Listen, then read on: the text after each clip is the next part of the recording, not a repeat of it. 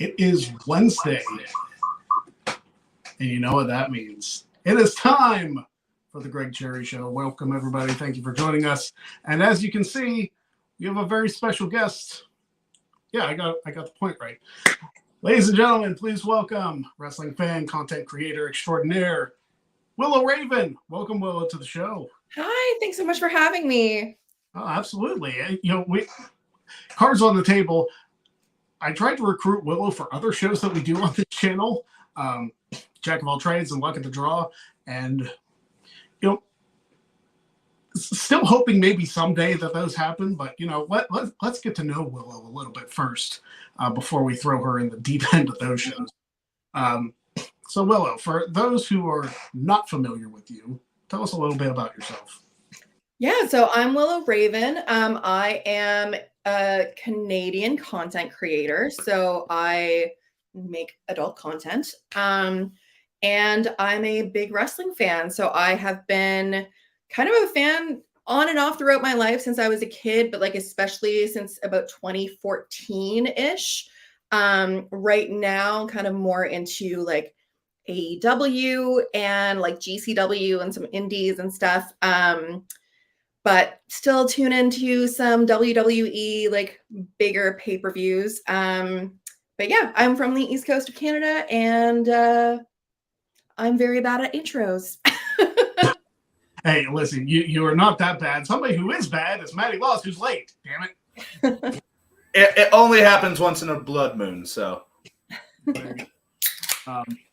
Anyway, you mentioned welcome to the show, Willow. Wrestling in 2014. What drew you back in as more of a full-time fan? So it was kind of two things. The first one, honestly, was Total Divas. Okay. I had started watching it. I don't even know why or where, but I started watching it, and I was like, oh, the women are actually wrestling, and they're doing things, and you also got to know, the wrestlers and everything. And so I kind of was like, oh, well, I want to, follow them along now and see what they're up to and kind of cheer them on and stuff. So I wanted to start watching because of Total Divas. But also I had a friend of mine who is a huge wrestling fan and would always have pay-per-view parties. And I ended up going, and that WrestleMania where it had Seth cashing in the Money in the Bank and everything, I was just absolutely floored, especially because of Bray Wyatt coming out, and he had the scarecrows that were kind of reanimating as he was walking down. I was like, this is cool as hell. That entire pay-per-view was just so solid to me, and I was like, I want to get back into this. So yeah, kind of 2014, 2015-ish is when I kind of got back into things for sure. There you go. Listen, anybody hating on Total Divas doesn't understand. It was an incredibly entertaining reality show. Absolutely.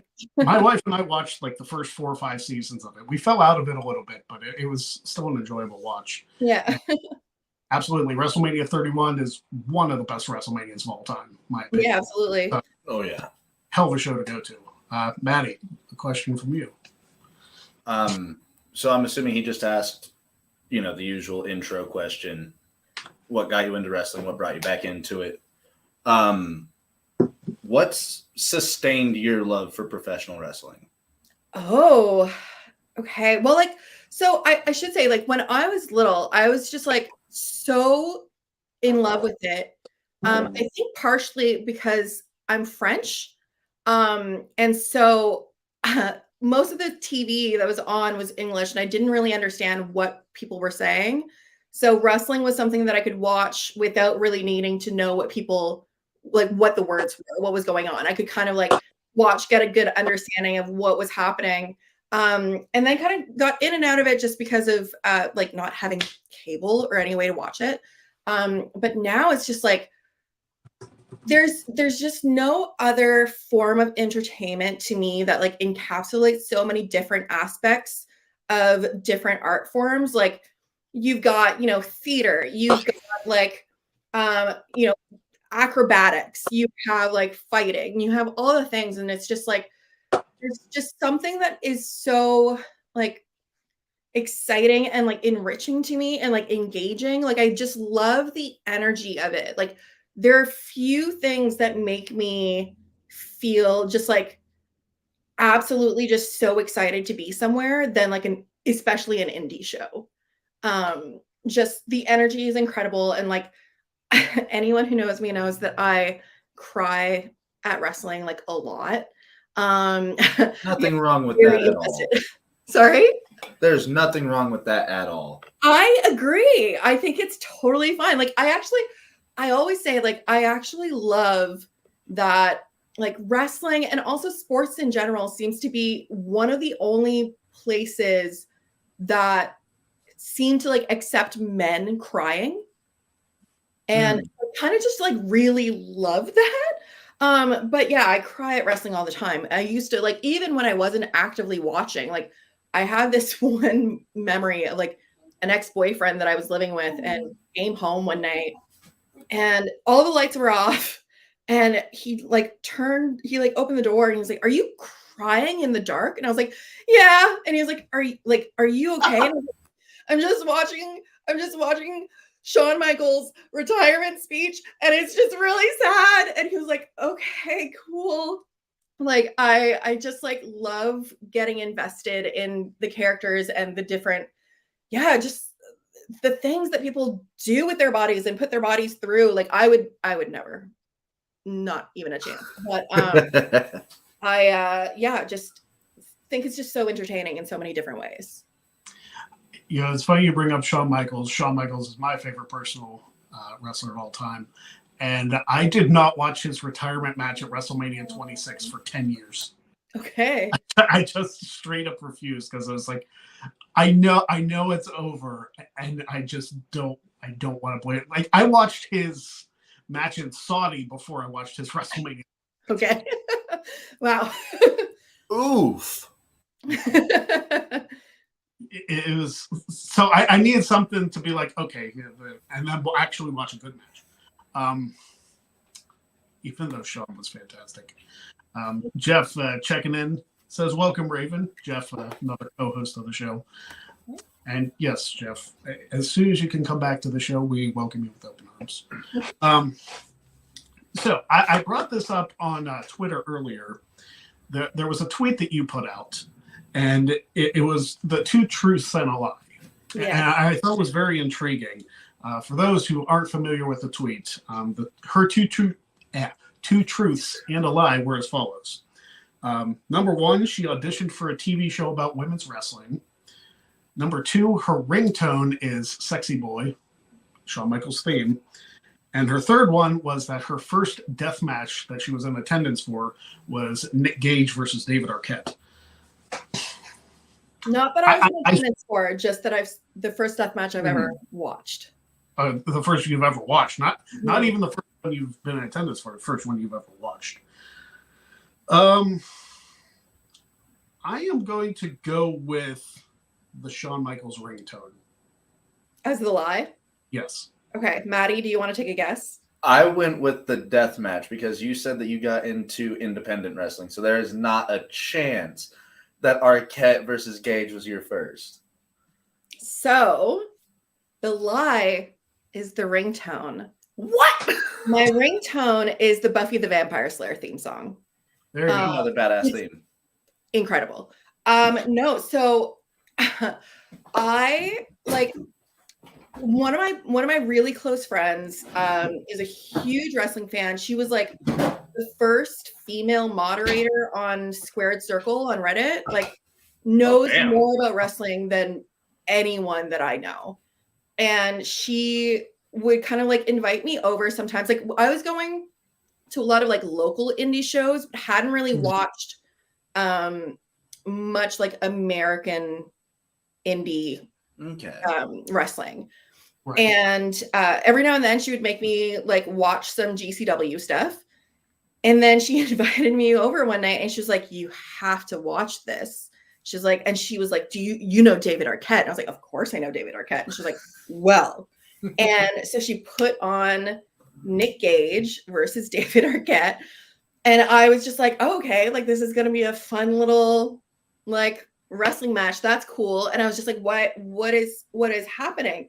Then he like almost dies. And I was horrified. Could barely even look at the screen. And like, I don't even know how it's possible that like I love death matches now. Since that was the first one where this man nearly died. But yeah, that was the first one that I've ever watched. The first one I ever saw live in person was Jon Moxley versus Nick Gage. Oh, that's one hell of a one to be there for. Mm-hmm.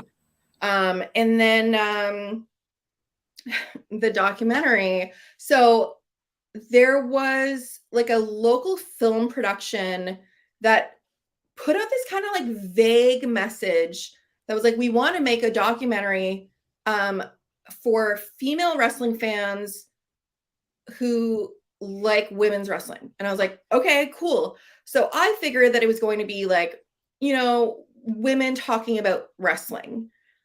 And then I got there and they're like, cool. So if you had a gimmick, what would your gimmick be? And I had never thought of it before, honestly, in my life. And so I was like, I don't know. And then they made me like do like poses as if I was a wrestler. They were like, yeah, if you were doing like a promo shoot right now, what poses would you do if you were a wrestler? I did my best. I think it went pretty okay, but they were looking for women who wanted to become wrestlers, which is not a thing that I was interested in. So I did not end up being on the documentary. I don't even know if it ever got aired or even recorded. I've never really heard anything else about it. Yes, you would. Yeah, so that's that. I mean, that's pretty cool. Like I don't think I've ever been interviewed for a documentary. So that's pretty awesome. I think one time I was like talked to about like a documentary about the old Commodore computers from like the 80s. Amazing. Just because I had a large fandom of them, and then that never went anywhere. But yeah, the women's wrestling thing that would have been cool. I don't know if it ever. Apparently, Chris Cass knows about it, and it's on the Fight Network. On the Fight Network. On the Fight Network. I could have been on the Fight Network. Well, I was on Botchamania one time. Okay. What happened? I was in a crowd whenever we started chanting "You talk too much." Okay, all right. Nothing big. I've been on both WWE and AEW, like in the crowd, and GCW. But I've never like been featured. Someday, maybe. I don't know. There's a spam bot in the chat. Hey, spam bots. We'll take care of that. So you mentioned being a content creator, and there's really, I'm trying to think of the best way to segue into that, and there just isn't a way to smoothly segue. So tell us a little bit about that and how you decided that was a path you wanted to pursue. Yeah, so I don't know, like I had always been really into just like taking photos of myself, usually just for me. And then the pandemic happened, and obviously like OnlyFans and everything kind of blew up. I had people who messaged me asking if I was interested in creating one. But I honestly, there were like two things that were holding me back. One was that I quite honestly didn't think that I would have the like energy or creativity to be able to make that much content that often for a sustainable amount of time. And then also, I didn't think anyone would care.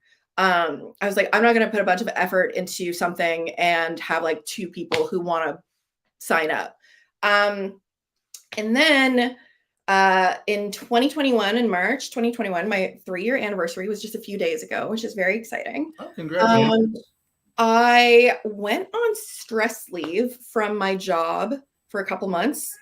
So I had a bunch of free time, and a wrestler who is a friend of mine messaged me and was like, you should really go for it, and kind of like talked me up and like built up my confidence. He was like, I'll be your first subscriber. Like, what a friendly gentleman, what a pal.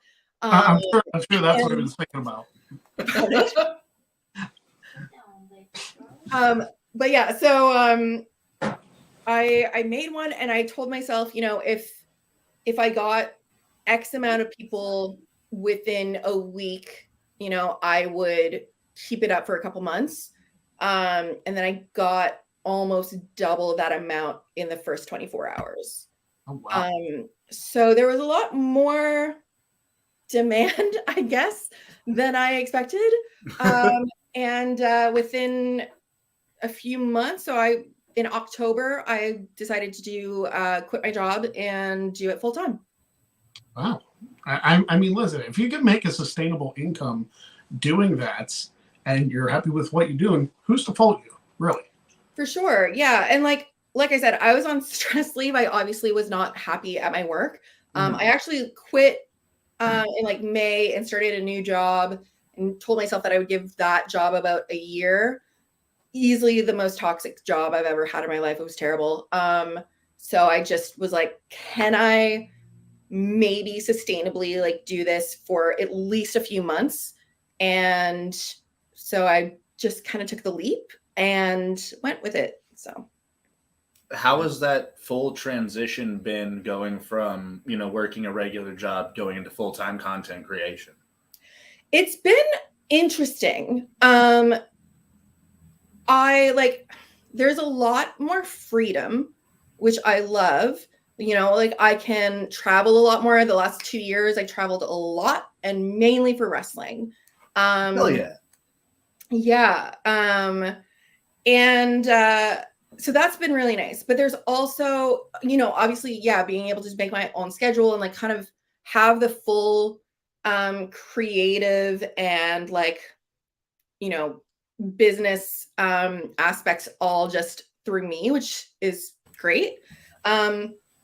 There's also just the fact that because I'm the full business, I do everything myself. It does make it a little bit more difficult for me to actually have like a good work-life balance, because I'm kind of just always working. So that's like one of the things that has, even 3 years in, is still pretty difficult for me to find a good balance to. But I absolutely love what I get to do every day, and you know, would rather do this than be in an office. So that leads me to my next question. When you have like a paid subscription service, whether it's a Patreon, whether it's an OnlyFans, whatever the case is, you develop a community. Now, with the community that you have, is it incredibly supportive? Is there some negativity? Is there some toxicity even? Or is it just like, I love what I do, I love the people I do it for? How is all of that? Yeah, I've been pretty lucky. Like, I have friends who are content creators and have been for a long time, or they're, you know, a couple years in or whatever. And I have, I've spoken to them, and like a few of them have just been like, I don't understand how people like you so much. Like, I honestly have not that they mean like that they should. I was about to be like, that's a bit aggressive.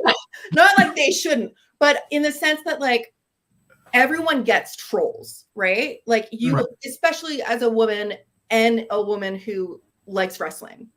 Mhm. you will typically get a lot of trolls online who just want to be a dick and like will say everything to you to try to bring you down. I haven't really experienced that. Like I've had pretty great interactions with people on social media as well as subscribers. I've had subscribers who have been with me for the entire 3 years. I have had just some really fantastic fans. Like I think community is a really good word to use, and that's kind of what I use for my subscribers, especially when I'm doing live shows and they kind of like interact with each other in the comments and Oh, everything. that's cool. That's really fun. But every now and then there's definitely, a giant idiot. For example, today, a man that I had to block 2 years ago for trying to scam me and also for lying about having cancer to try and get free porn, decided to subscribe to my OnlyFans with his full government name, thinking that I wouldn't remember him, and then immediately tried to like get free videos. And then when I replied, he replied something else, and then 3 minutes later sent another comment being like, "I'm waiting." 8 minutes after I had initially responded. I was like, I'm not like on my phone at every like every single second. So I had to block him from OnlyFans. Which also, fun fact, if you block someone on OnlyFans for being harassing or doing anything, it gives them their money back. Sucks. Really sucks. Yeah. But I guess in the same vein, that's not the kind of people you want money from either. No, absolutely not. Like, and I've been pretty lucky. Like, in all of the subscribers that I've had, only ever had to block 2. So that was like my second block. I have had just like incredible subscribers. Even like some people who maybe aren't able to keep their monthly subscription because the economy sucks, every now and then will like throw me some money on PayPal just to be like, hey, like I can't justify, the monthly cost and all these things, but like I still want to support you in some way. Like I've been really lucky for sure. This is me just kind of learning how OnlyFans works. Obviously, like I'm not the target market, but I have nothing against anybody who does that, because listen, you got to do what you got to do in this world to make your way through. If you're happy doing it, more power to you. I always said porn power to you. I never went. Maddie. Transitioning back into your wrestling fandom, has there been a specific match that you will go back to, like as a guilty pleasure match? If we're talking like a guilty pleasure, I don't know if it's even a guilty pleasure, but like one of my favorite matches to show people, especially people who are not super familiar with wrestling, is the socially distant match between Jimmy Lloyd and Joey Janela during the pandemic, where the entire time they wrestled 6 feet apart. But they still they would do like every move, but just one of them would be pretending to be like giving it, and the other one would like take the bump. They kind of like redid it like in a little bit, I think during the clusterfuck at the Collective at spring break in Dallas. It was just so fun. Like I love a silly, fun little gimmick match. But like if I'm going for something that I actually like rewatch all the time, is the full like first women's Royal Rumble. It's like the one that I kind of go to all the time. Yeah. I mean, it's always fun to go back and watch Rumbles, and the first women's one is such a classic. Yeah. not only because of the history, but just I was somebody who was begging for women's rumbles when it was still like ruthless aggression, like mid 2000s. I was like, that would be cool, and I'm so glad they eventually went through with it. Now, as far as women's wrestling goes, there's a lot of talk lately, and there was a Twitter post, I believe either last night or the night before, that wanted them to go back to like the bikini era and the mud wrestling era of women's wrestling, and it kind of blew up in a mostly negative way. Is that an era that you've watched, and like really your thoughts on that and the current era of women's wrestling? It's not really something I watched. I actually kind of stopped watching wrestling probably when I was like 8 or 9-ish. So kind of like as the Attitude Era started. I'm older than people think I am. And yeah, I just kind of stopped at that time. I was still obviously familiar with a lot of it because of how prevalent it was in pop culture at the time. Like I remember everyone in like middle school just like stuck it all the time. But I didn't really watch during that time, and I haven't gone back to watch it. But like why would I?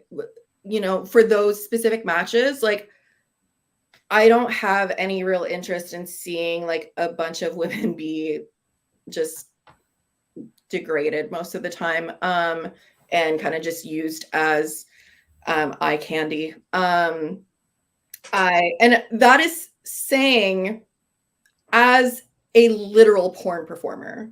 Like I think there's something to be said about the fact that like I have agency in the content that I make.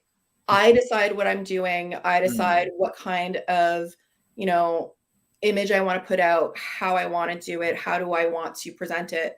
I don't think that a lot of those women did have that agency.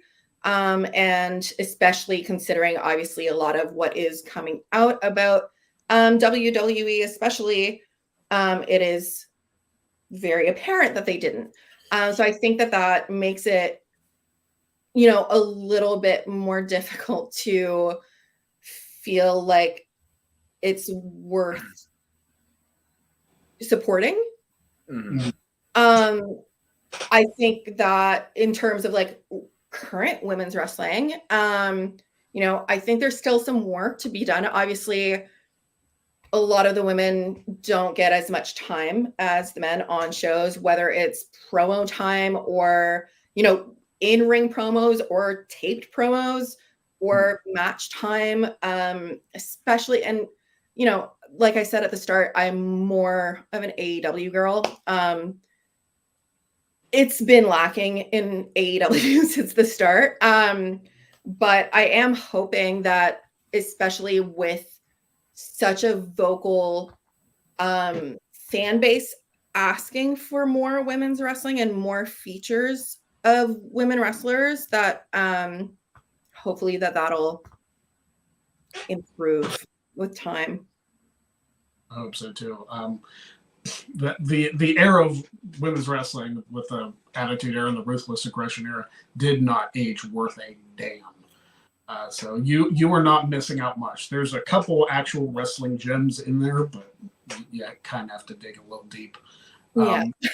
And yeah, I hope that women's wrestling in AEW, especially with Mercedes coming on board, has not only like a little more focus, but more prominence and more screen time for the women. Yeah.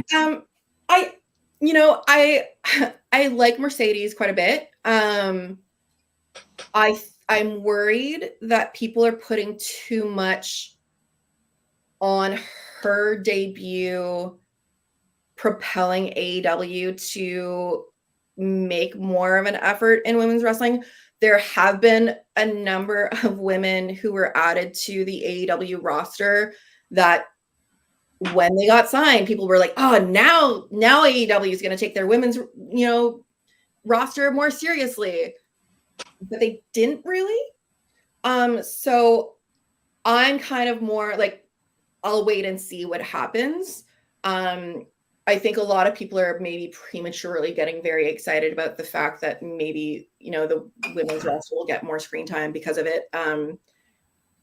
I hope so, but like I said, I'm just maybe I've just been burned too many times. So I'm cautiously optimistic, but I am not getting my hopes up quite yet. That's understandable. And as a head figure in the Mercedes Monet fan club, I really turns around. I've been of the opinion is like, if you can't book a good women's division with her in it, you can't book a good women's division. Mm-hmm. Maddie, you have a question. I do. With the amount of traveling you've done, seeing wrestling shows specifically, what has been your favorite in-performance wrestling show that you've seen? Okay, so like show overall or match? This is going your perspective, like your favorite wrestling show that you've ever been to. Okay, so the first one that comes to mind was the very first World on Lucha at the Collective in Dallas. I didn't really know what to expect. I'm not super familiar with a lot of Lucha wrestlers, but I love some flippy shit. I love it. I think it's so cool. Like, I know a lot of people are like, oh, it's just like a spot fest. I don't care. Like, do you see what these people are doing with their bodies? That is incredible. I love it. I could never do that. I wanna see people flip around and do some stuff that literally no one should be able to do with their bodies. That show was the first time that I have ever jumped out of my seat because like mid-match, just from like instinct alone. It was like incredible. A holy shit. 100%. That entire show was so good. Honestly, a lot of the like TOS that I've been to have been really fun as well. But as far as like my favorite like experience was probably oddly enough Elimination Chamber in Montreal last year. Mainly because it was my first ever pay-per-view. I had never been to a pay-per-view before. But I drove last minute. Montreal is like a 12-hour drive for me. So I drove super last minute, decided to go, bought like super cheap, like nosebleed seats, and posted a photo of me on Twitter.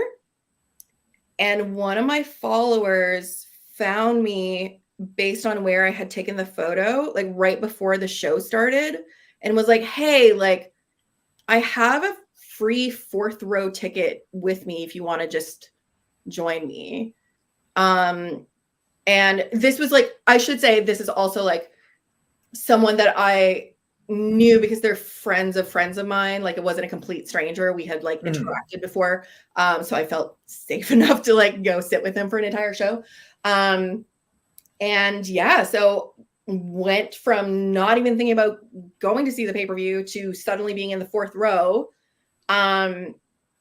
Absolutely bonkers. Like, the energy in that building was crazy.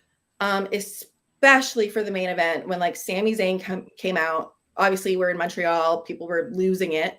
I have never felt an energy shift the way that I did as soon as they hit the 3 count and Roman won. Like, everyone was just so loud. And then all of a sudden there was nothing in the entire Bell Center. It was unreal. Like, you could hear a pin drop.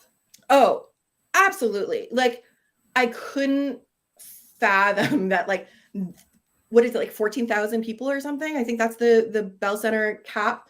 That many people were just silent. Crazy. So that was, yeah, definitely like one of my favorite ones. All right. We actually have a super chat in here from Mike B. More of a general question, I think, to all of us. And he says, with The Rock likely leaving after Mania for a movie, does that increase or decrease the chance of him turning on Roman at Mania?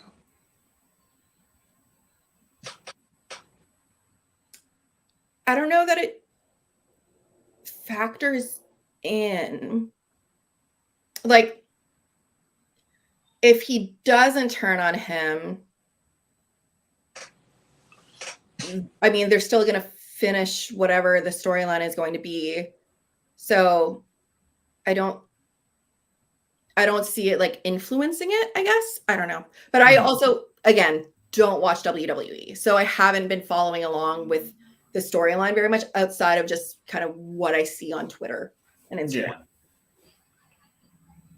Yeah.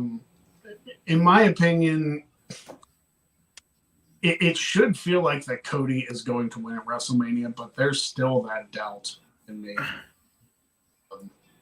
Just because Roman's been champion since 2020. Which is nuts. That is insane. There are only a handful of people in this world who have ever had championship reigns that long. So I don't know what they're going to do. So here's what I said on my podcast, I think on Tuesday. You have Rock and Roman win night 1 in the tag team match. And then night 2 is when you have Rock turn on Roman. And then if he's going to film a movie for a couple of months, why not just bring him back around August time for SummerSlam? I guess it depends how long the movie's going to be, but yeah. Mm-hmm. I should also, like, I want to say, I have never met, like, I don't usually do meet and greets. I'm not really a meet and greet girl. I feel weird about it most of the time. But I've done a couple. And one of them was Cody and Brandy in 2018, I think. What Club Cody? Yeah. So it was an ROH New Japan show in Maine. We drove like 10 hours or something for it. And Cody was easily the nicest person I think I've ever met. Like in a way that was like so genuine too. Like I told him right away, like I live in like a place that people don't usually recognize. Like we're very secluded from the rest of like Canada. So people don't often travel here, especially for wrestling. Last time that like WWE was here for like a house show, I think was 2017. And the last time I think they did like an actual Raw was like 2002 or something. Like it's been a while. So I mentioned to Cody, I was like, oh, we drove so long. Like I'm from here. Immediately he looks at me and he's like, oh, is that this venue that you guys have? And I was like, how would you, like, he would have maybe wrestled there once. And he knew, and then he made like a joke about our rival city. And like the amount of knowledge that this person has is wild to me, but also the fact that he knows all of these things like means he cares enough to remember. And he was like sharing all these stories. He was like, oh, like everyone hated doing that loop because everything's so far. And like, we all had to drive so much. And like Cena refused to do it during one of the things because he hated doing the drive so much. And like, he made a crack about how like, at least I wasn't from our rival town, which is actually my hometown. And I was like, oh, that's actually my hometown. And Brandy like slapped him like in like on the arm. And she was like, Cody. And he's like, oh, but like your city now is really nice. Like we should go visit. Like we should go for summer sometime. It's really nice. Like we should really, Brandy, we should go. Like just so sweet and like so like talk to me for like 8 minutes or something. Like it was nuts. Like he took so long with everyone there. And ever since then, I've just been like the biggest Cody fan. So if he doesn't win, like I might lose all hope in the world forever. I don't know. That is what is at stake for me. I mean, everybody and their mother thought he was going to win last year, and then like, want to talk about energy being sucked out of a building. Yeah. And then the chicken, the little The rubber chicken. Oh, killed me. I love that. I love that chicken will eventually go down in the WWE Hall of Fame. They need to just like put it in like a glass display box and just have it there forever. Just call it Cody's chicken. Yeah. WrestleMania Cody's chicken. People will take pictures with that too because wrestling fans are weird. So you've also mentioned, loving death matches. Obviously, you saw Engage in Arquette. You saw Mox Engage live. Is there any? What is your favorite death match other than those two? I guess that I've seen. Like, that's a good question.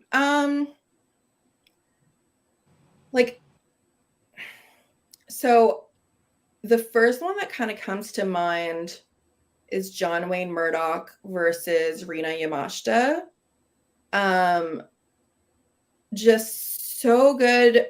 So, like, I don't know, there was just this wild energy about it. And, like, I love both of them a lot.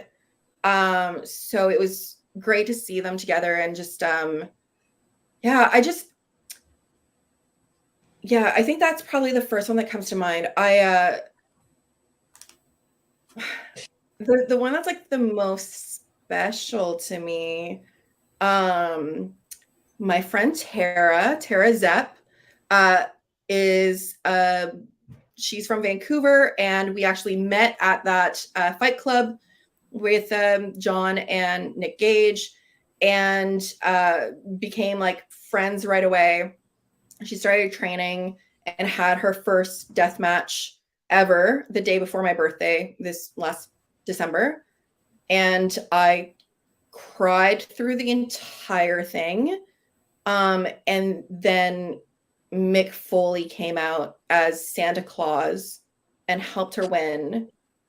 And then like went in the ring and like talked about how incredible Tara is and like how like she's going to be the next big thing in deathmatch, and like how he had to make his way to New Jersey to be able to be there in person to like help her win and everything. And I was just like, how the fuck did you get Mick Foley in your first ever death match? To get the seal of approval of all things. Yeah. Absolutely. I'm like almost choking up just thinking about it. But like that one was like one that just was very special to me because I was just so proud of her. So it was really nice. I mean, women's death matches are a sight to behold. Like, oh, it's insane. I mean, if they do, I'm thinking CZW with a tournament of death. What is it? IWA Mid-South does a death match tournament. At IWA Mid-South, is that King of the Death Match, or is that... There's a Queen of the Death Match, too. No, I think King of the Death Match and Queen of the Death Match go through the same promotion. I think that's H2O. Oh, okay. I'm not that familiar with the death match scenes. So. I think that it is, but I don't know. There's a lot of death match tournaments. A lot of death and match I love tournaments. all of them.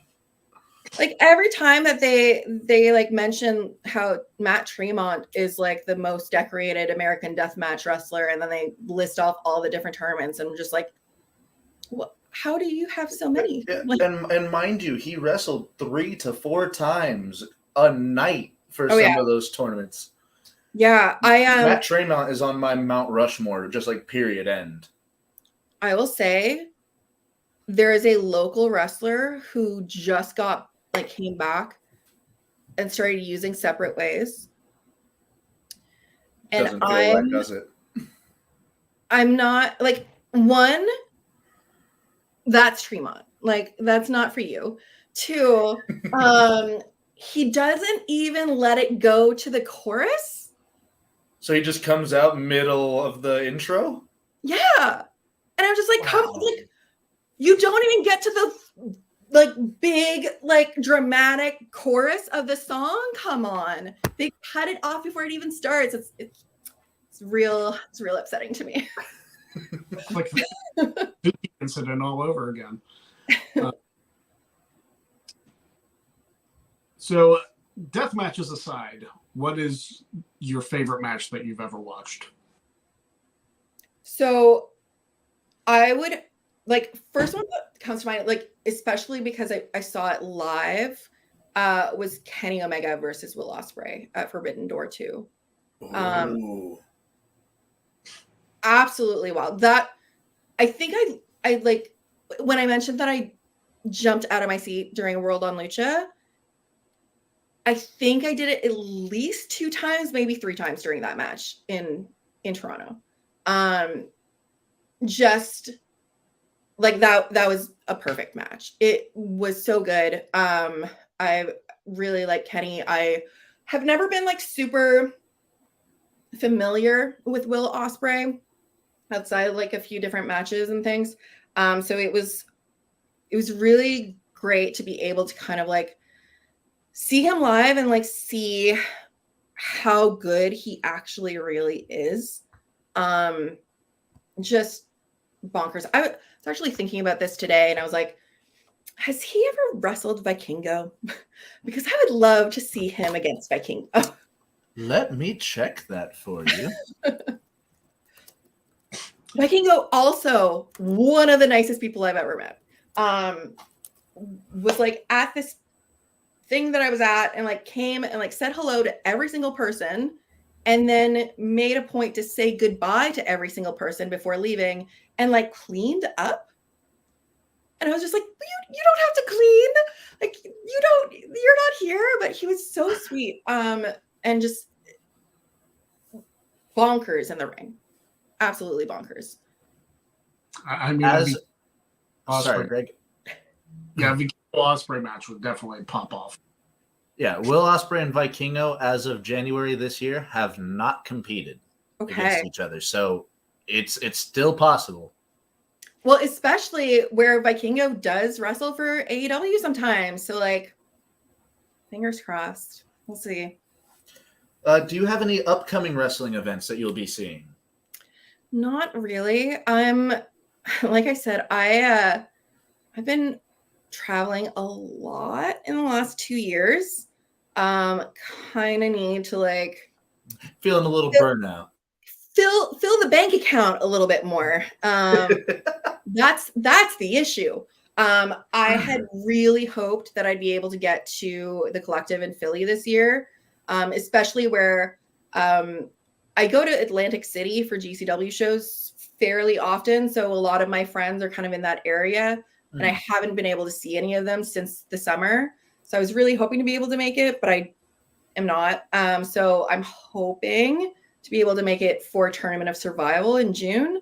But other than that, and like a couple of local indies, I don't have anything planned, which makes me really sad. Yeah. Shifting real quick back to your content creation, who are some of the other creators that you've managed to form bonds or friendships with? Like, I don't think that I could list how many amazing people that I've met through work, and who have been like so just like integral to my growth as a creator, just by like providing insight and knowledge, but also like incredible amounts of support. And like, so it's been huge. But some of the ones that I would definitely want to shout out, Felicia Rose, who a lot of people know. If you don't, Face Fuck Me Finn girl is like what she is most known for. God, that sign is legendary. Yes, exactly. And many others. She has come up with. She's got a couple. Yeah. Felicia honestly has been so incredible. I finally got to meet her this past summer, which like made my heart so happy.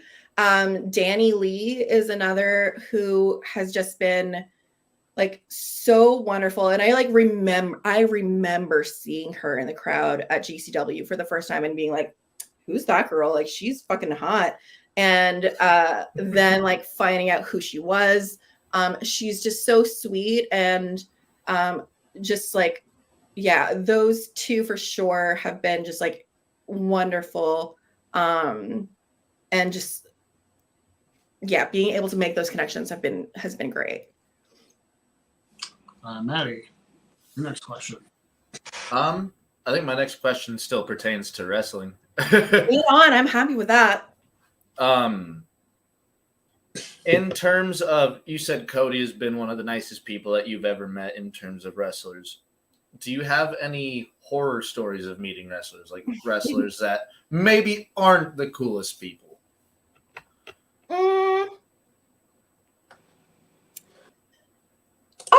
No one that like really sticks out.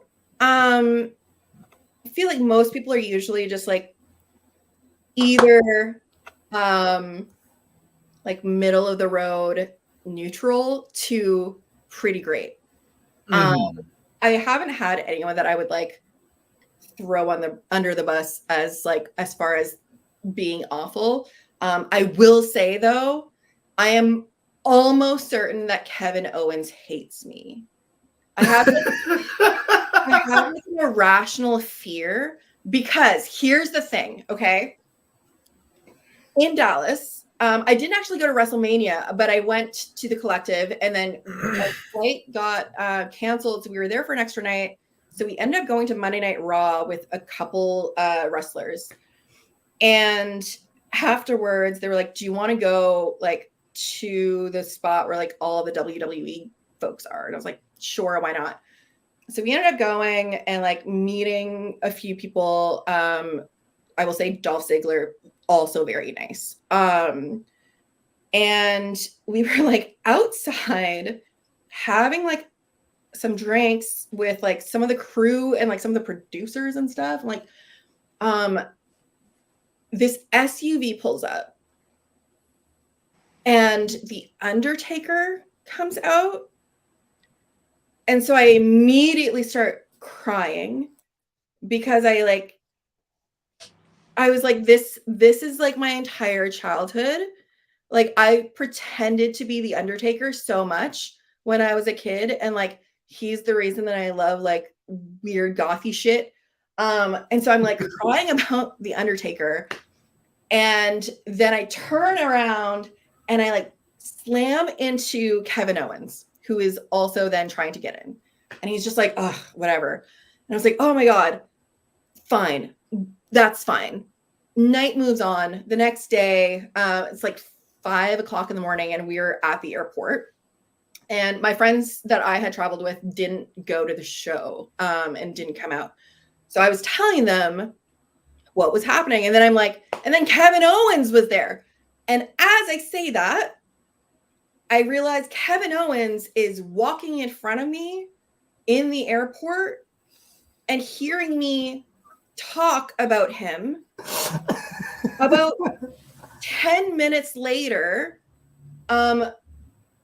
they announced like a couple people need to be need to go up to the desk, and one of them, Kevin Steen, and then I go up behind him, and he like turns around, and I'm just like, great job this weekend, like big fan, you did great. And he was like, and then immediately just like rolls his eyes and like walks to another terminal and like sits, or like another gate, and like sits in a completely different gate.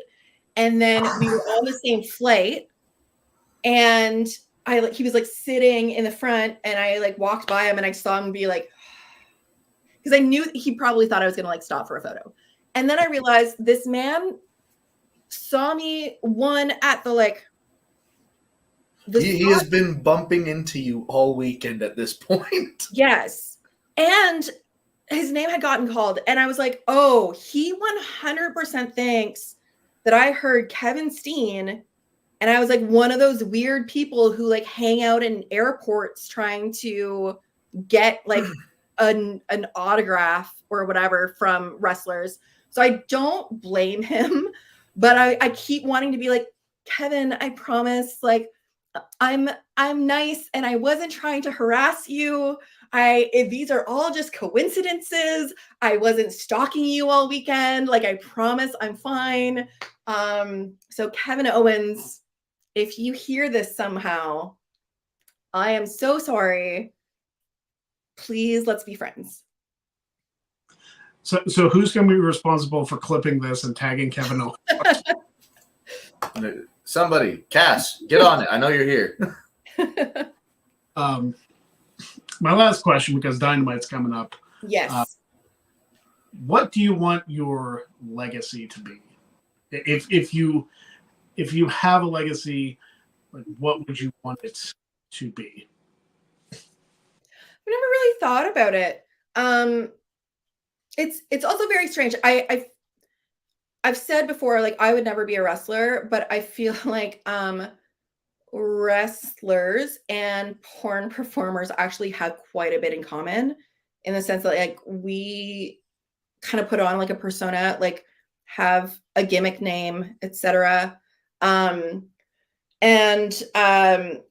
it's weird to like think about what like Willow Raven's legacy would be versus like my personal one.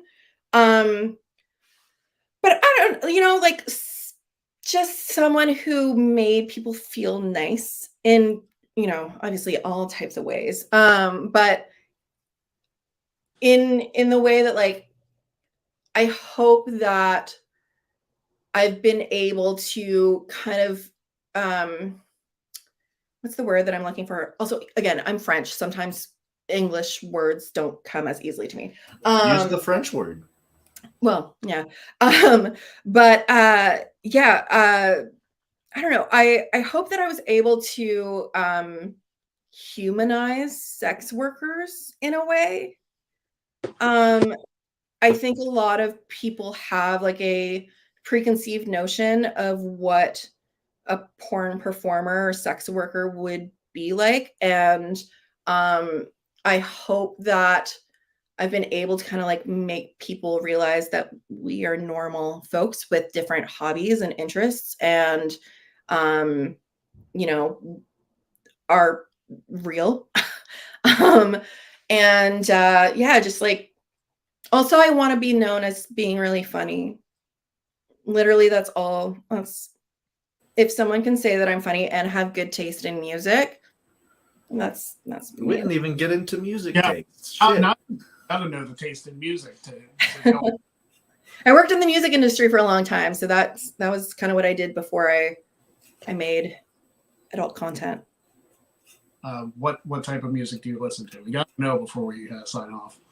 I'm pretty into like mainly like indie rock, indie pop. I love Taylor Swift. I'm a huge Taylor Swift fan. I was in a Taylor Swift cover band, but I was also in a punk band. My like main genre as like a performer was like kind of more punk stuff. Okay. Yeah. Did you play an instrument or were you a vocalist? So in the bands that I played in, I was just a vocalist. But I've done like the singer-songwriter guitar thing. And then in middle school and high school, I was in school band as the bass player. Oh shit. Yeah. All right. Well, we want to thank you for joining us. It was a fantastic conversation. And you definitely are funny. You made us laugh a number of times. Thank you. The entire time. Thank you. So where can everybody check you out on the social media sphere? Yeah. So one fun thing, being a sex worker, you get deplatformed a lot. So I don't have like a specific handle because I keep getting my accounts taken down and having to create new ones. But all of my links are at willowraven.ca. And that includes all of my work links as well as all of my social media. So willowraven.ca. That sums it up. All right. Well, thank you very much for joining us. It was a lot of fun having you here. Hopefully, we'll have you back at some point. Maddie, anything to add? No, thank you so much for coming on. It was a blast. It was a pleasure. And hopefully we have you on again. Maybe next time we'll talk more about music. Well, thank you both so much. This was really fun. I always have a really fun time. So thank you again for asking me to join. Of course. Thank you, everybody who watched. Thank you to the at least 200 people who tuned into the show. We thank you. Yay! Okay, fun. At 256 as of right now. That's incredible. Thank you all very much for joining. We will be back next with a couple different shows. Next Wednesday, of course, the normal Greg Cherry show. And next Thursday, the return of Jack of all trades, Nyongi, the champion, has got quite the few feet. So we'll see if he gets that done. And so until next time, we appreciate Willow Raven again for joining us. For Maddie Laws, I am Greg Cherry. Don't be a jag, and we'll see you next week on the Greg Cherry Show. Good night. Stay safe, stay healthy, stay hydrated.